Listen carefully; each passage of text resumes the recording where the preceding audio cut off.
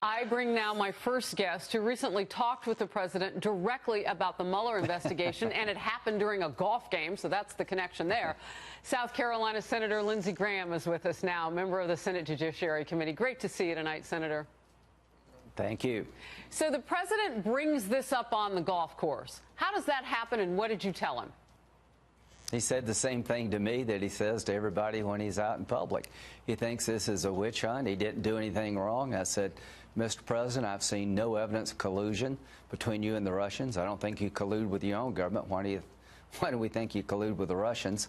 I've been looking at it for 2 years. You just got to be patient and let it run its course, and it will. And we're going to make sure he's treated fairly. And nothing untoward. He didn't suggest anything other than he's frustrated, and I don't blame him for being frustrated.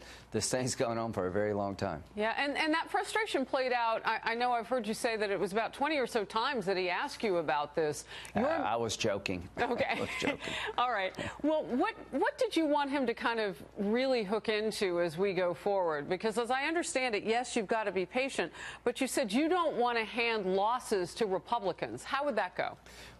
Well, if we shut down the Mueller investigation politically, then it would be the only thing anybody talked about. It would, take off the news all the great things the president's done on foreign policy and domestic. And, let's just let this thing go. If he doesn't issue a report soon, then I hope he'll wait to after the election. Again, I've looked at this thing pretty close. I've seen zero evidence of collusion between the Trump campaign, President Trump, and the Russians. There was an effort to meddle in our election by the Russians. Collusion and meddling are two different things. Trump beat Clinton, not the Russians. And I told the president, you're just going to have to let it run its course. I know you're frustrated, and we'll see what happens here. Other advice that you might have given him, the big story today is the handing off now, the response, if you will, from the president's legal team, the handing off their list of what they'd like to see as conditions for a sit-down with Bob Mueller. What do you say about it? Well, we didn't talk about that. And again, the president is frustrated with the investigation going too long. He thinks he did nothing wrong.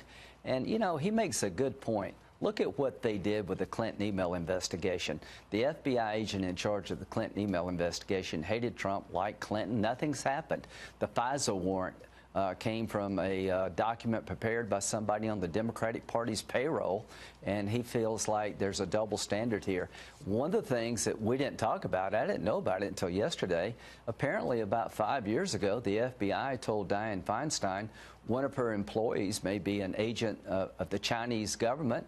That was the right thing to do, and she fired them. I'm going to send a letter to Director Wray next week and ask him, what is the policy?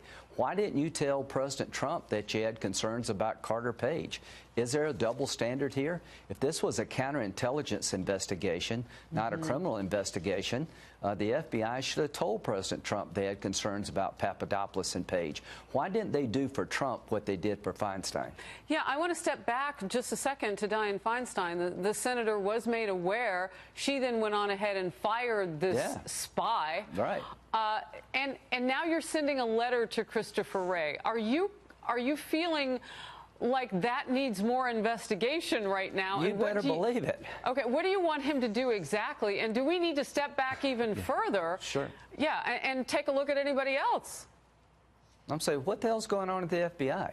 Why do you tell a Democrat when they hire somebody connected to China? It could happen to anybody's office. Right. When the FBI finds out that somebody's working for us, may have connections to a foreign government, they should tell us, and Dianne Feinstein acted responsibly. When it comes to the Trump campaign, why didn't they tell him about Papadopoulos or Carter Page? And at the end of the day, what has Carter Page done wrong? Senator, he's still walking around a free man. When I said step back, Paul Manafort is on trial right now. Why didn't the FBI discuss Paul Manafort with the Trump campaign in more details? That's what I mean. How far back do we need to go? Here's the point.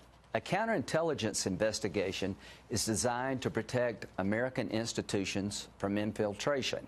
The right thing for the FBI to do is if they find somebody's working for a political campaign, a bank, or any part of the government, is to inform the people in charge that this person you hired has got unsavory connections. That's what they did for Feinstein. Why did they not do that when it came to Manafort, Gates, and Papadopoulos.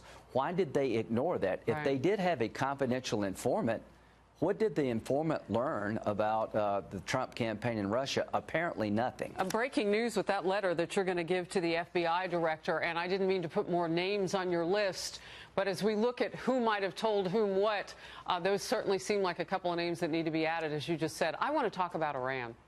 I read a statement from you today, and it was one of those things where would it have made a difference a few years ago if the Iranian citizens had had somebody to advocate the way you did in this statement? You feel very strongly that this is the time, again, to support any kind of revolution that might pop. What's happening? Why? Well, President Trump, if you're listening, what you're doing with Iran is long overdue, and it is working. You see this regime for who they are. This is a murderous regime driven by a religious philosophy that will not allow Iran to ever be a peaceful member of the family of nations. The Ayatollah is a religious Nazi. He wants to master religion. He wants to purify Islam and destroy Israel and come after us. World peace and the Ayatollah cannot fit in the same sentence. You got him on the ropes. To our European allies, it's disgraceful that you're picking this regime over the people, that you want to do business with this man who's dismembered the Mideast, openly avows trying to destroy the state of Israel, and is the largest state sponsor of terrorism. If President Trump will keep it up, European businesses are going to pick our economy over Iran. It's not if this regime falls, it's just a matter of when, if we keep the pressure on, and I think it's working. You know, this week, the president of Iran said that he wanted to see if we could be sincere, if we were interested in getting another deal. I'm thinking you're not really interested in offering up sincerity. Before I let you go, when you play golf with the president, do you let him win? I try my best to beat him, I just can't. For me to beat him, he's got to get to be 80, and I got to shoot 80, which is both hard. But he's a gracious host. He's a lot of fun. He's doing a good job. We have a good time. And any deal with Iran that they would honor is probably not worth having.